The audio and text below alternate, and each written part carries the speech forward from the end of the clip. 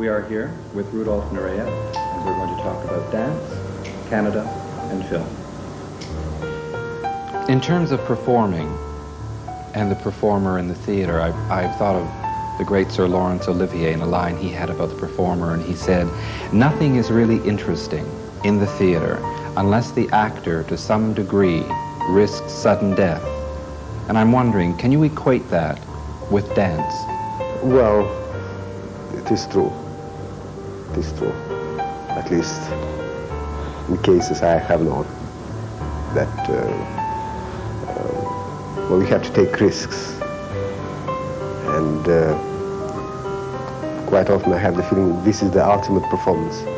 This is the only one, despite the fact that I know there are year and year in advance things been planned.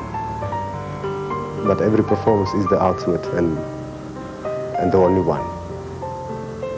You told a story that I think is particularly fascinating about preparing to dance, and you said that it was sitting down at the makeup table and putting the makeup on, which made you realize the inevitability of the fact that you had to go out there and dance.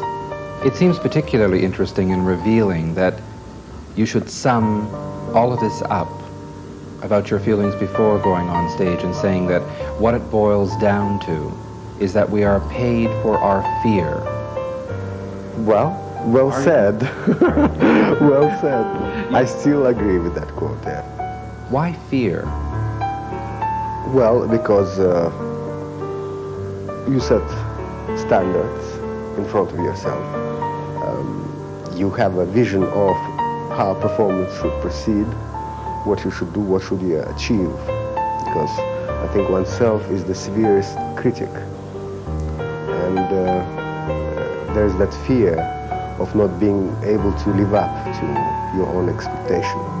That body will not respond to you the way you worked, you prepared, you rehearsed. That there are other elements which will be on the way to this goal. Like your partner, like a conductor, like lights not in the right place, like floor, like shoes, like muscles or whatever. So all those elements play a very major part, and you depend on them. But then did you really say that I feel like cattle before the slaughter, there is no escape? Well, there is, but I never had the courage to turn away. I know a few people, few dancers, suddenly could, in full makeup and costume 5 minutes before curtain, get up and go home. And I'm very envious of their courage to stop that self-torture. There's always so much speculation about your future, what you might do with the future, and without minimizing how many more years you will dance. I'm curious about artistic directorship. For example, there are many rumors that you would be approached to take over as director of the Royal Ballet because of your own association and your history with the Royal Ballet of England. And I wonder about the National Ballet of Canada, and when they were searching the world for an artistic director, did the National Ballet of Canada ever approach you and offer you the position of artistic director? Well, they didn't exactly approach me officially, but sort of they probed the ground, and well, they've been told very clearly I'm many more years of dancing to do ahead of me, and I have to devote all my time and all my energy to that. So, and well, having Alexander Grant, I think the choice has been very, very clever and very well made. And it seems to me that company is extremely happy with him, and he with the company. As a man who has, I should say has, and has had the reputation that you have had in dealing with the media and dealing with people, and the stories that have filled the world press with incidents. You said recently that I have found now that it is easier than not to be polite, but then I am older.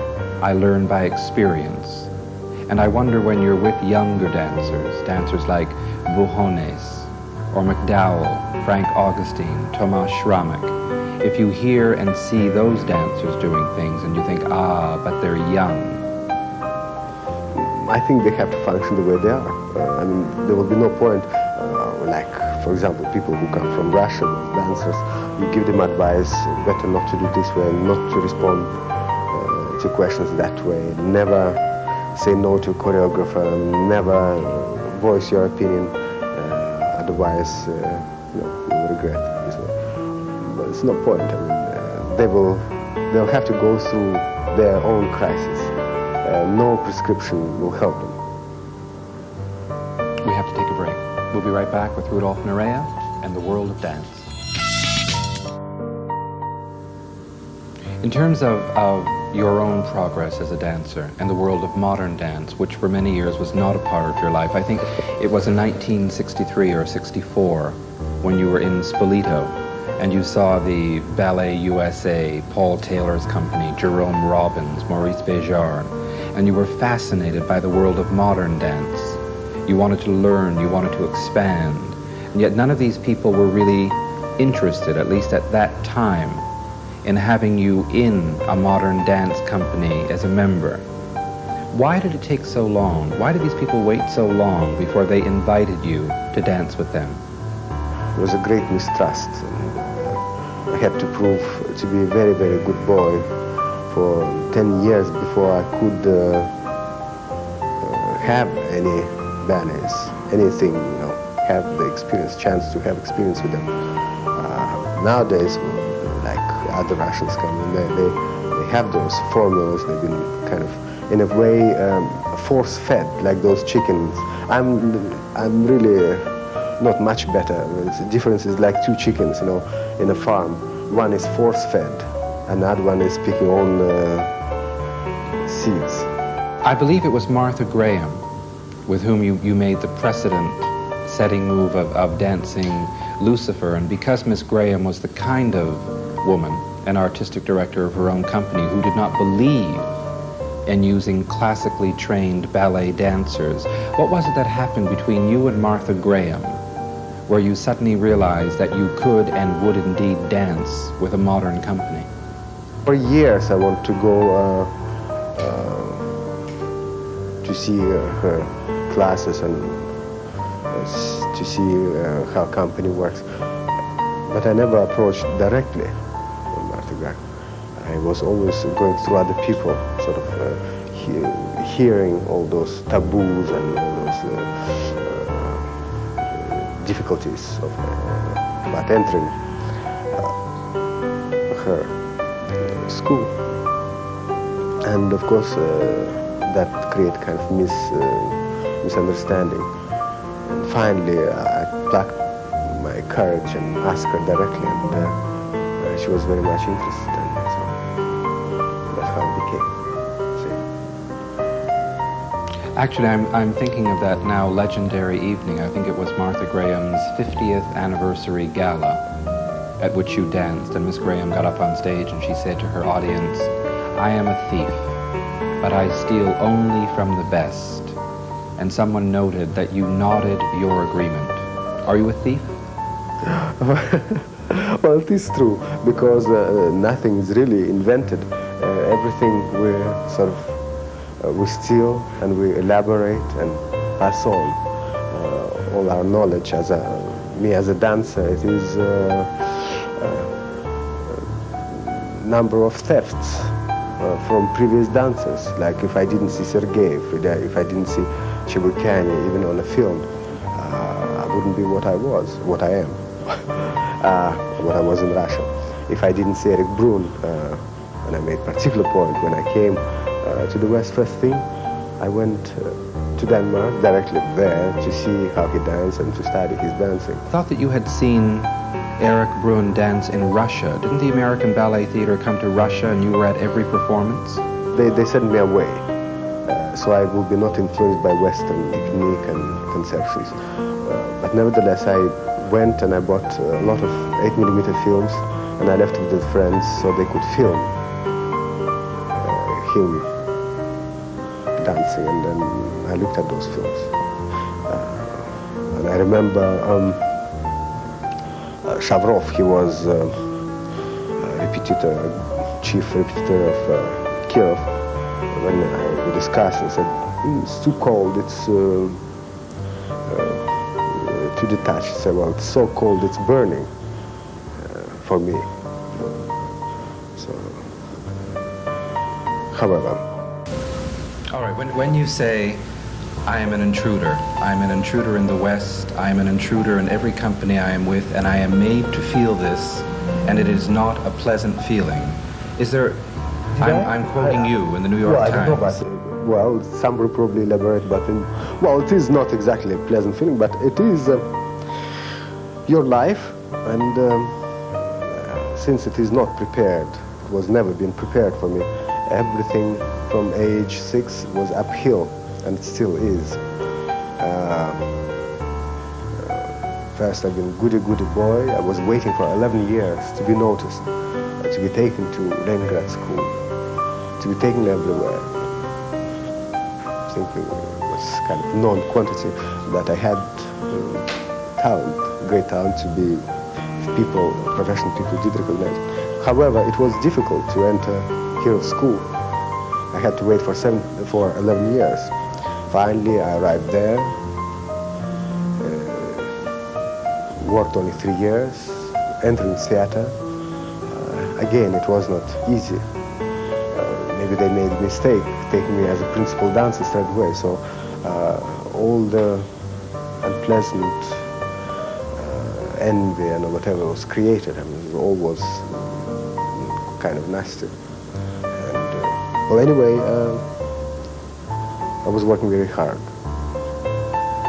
at my dancing. I came to the West, it wasn't easy. Russian consulate, embassy in Paris forbade Paris Opera to take me into their troupe. They were going to every possible company and blocking my way to work. So I had to work hard. I was finally taken to Covent Garden. I couldn't just rely to their goodwill because they had their own policy, their own dances to protect. I had to go around the world, around Europe, creating work for myself, mounting productions, and so on. I want to dance very badly with Balanchine, to dance his ballets rather, to dance Robin's ballets, to dance all the modern repertoire. It wasn't easy. Wasn't Balanchine nervous about having someone in his company who could be a superstar? Well, I don't know, that whatever his reasons. However, I was delighted to have the chance to dance his ballets elsewhere. But I had to create work, I had to create those opportunities elsewhere. Out of Covent Garden, out of everywhere. So in a way, I was everywhere intruder. Gate crasher. Because we know that you did that recording, I believe in London, of Stravinsky's The Soldier's Tale with, I believe, Glenda Jackson and Michael McLeomore, and it was a straight acting role using your voice. I'm wondering now if you consider the recording of the Stravinsky Soldier's Tale as the beginning of your preparation for Ken Russell and playing Valentino. Well, I always sort of ready to try something else, and I thought, well, if a film is going to happen or something, I'd like to hear what my speech is like, what possibilities there are. However, after we did finish recording, and they didn't play back for some reason. They didn't want to frighten me. And later they gave me the tape, complete tape. Until now, I still never had the courage to listen to myself. I still haven't heard what I sound on that record. However, is it true that when Ken Russell first approached you and gave you the script to Valentino, that he actually wanted you to play Nijinsky, because a confrontation scene had been written between Rudolph Valentino and Nijinsky, and you had agreed. You said yes, you would play Nijinsky, but then he came back again and asked you to play Valentino. Were you as quick to say yes to playing Valentino as you were to doing a cameo as Nijinsky? No, not as quick, no, because they demanded 16 weeks for filming, and I thought, well, that's a rather long time, and I was supposed to do Nutcracker for ballet theater. We had quite already agreement was signed and things, and so I was rather hesitant about it all. But I was not very well, feeling not very well in Canada. I was not in Canada, I'm sorry. I was in Amsterdam working with the Rudy Van Damme thing. And didn't feel very well physically, and thought, well, it would be a good time to try. Without minimizing any of the film appearances, and including your own film of Don Quixote and the ballet film with the Royal Ballet, I'm just wondering, because of the precedent of really what is your first dramatic acting role in a film, how did you go about preparing to play Valentino? Well, I've been given, 3-4 books on Valentino. I tried to read as much as possible what was available. Also, I had my own film. There was a 2-reeler from, I think, Universal, released many, many years ago. A documentary, a compilation of all of this. So I had my own Valentino film, and well, I liked what he did on screen. I found his acting very good, very commendable. Now you read critics or somebody writing about his acting, dismissing it all totally. I think they're very, very much unfair. I think in time and age,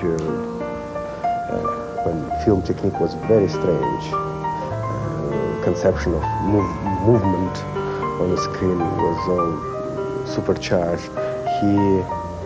He moved very slowly. He had feline quality, and I think dramatically he made sense to me.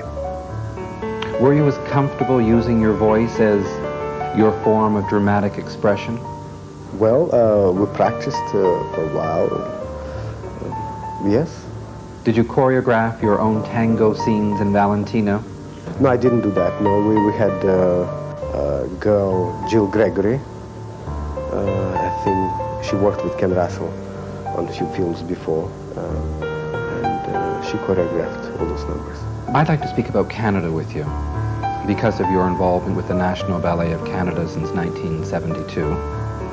Because of the fact that a young dance critic from this country wrote a story which appeared on the front page of the New York Times, the headline of which was, "Nureyev Leave the Canadian Ballet Alone."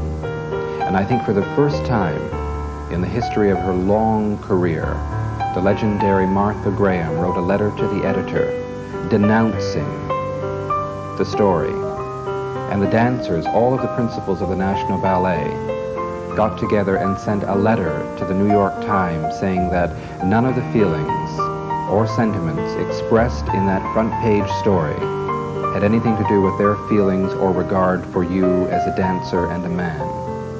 And I'd like to know how this affected you, what it meant to you, and your association with the National Ballet of Canada. Well, as I told you before, previously, everything is uphill. Nothing been laid down for me. So we have to fight for everything. I was delighted for this support from the company, and I think it's deserved, or in a way expected. After all, we've been touring throughout America and Canada all those years, performing on kind of equal terms, on equal base. And, well, what else to say? I'm very grateful to them. Will you tell us, though, when you have 3,300 people cheering in their seats and you see that the stage is littered with flowers, and the ovations continue and continue.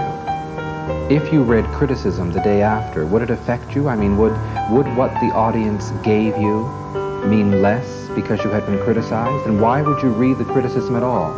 Well, because it's a newspaper, it's read by millions who haven't seen performance, but they will have to deduce for this piece of scribbling what is happening, or what was happening. So, and also it does psychologically influence people who have seen performance. It mars that imprint of spectacle from the day before. Your social life certainly fills up the newspapers and magazines around the world, and I wonder sometimes when we see you in magazines, for example, dancing at the Dorchester Hotel in London with Elizabeth Taylor, or walking on the street in New York with Jackie Onassis, or at another preview with Lee Radziwill. Are you out as much as the magazines want us to believe you are, or is it just that every time you do go out, you're photographed, and the photographs are printed in every newspaper and magazine in the world? Is your life as social as we think it is? Well, World Magazine, that's it's kind of, in a way, cheating. It's let's say, editing. Same picture reprinted in many magazines? Many, yes, and if you look at the picture with Elizabeth Taylor, it's ages and ages ago, and it's one incident, just going to opening of the film and having dinner afterwards. So then it's labeled after you that's what your daily life is, you know. You go out all the time, so why not? Are you domestic? Is there any domesticity in you? I mean, if Karen Kane cooks you a dinner of lasagna, do you cook for Karen Kane the next evening? What would you cook? Scrambled eggs, I mean, if she wants Scrambled to, eggs? or something. Well, but it's much better to go out. And my home is, oh God, I mean, it sounds awful. But it is theater. I mean, I'm dancing, I'm moving from one theater to another, from one rehearsal room to another rehearsal room. I'm living most of the time in a hotel. I don't have time to stay anywhere. I want to thank you very much for taking the time to be here with us and to have this conversation. It was a pleasure.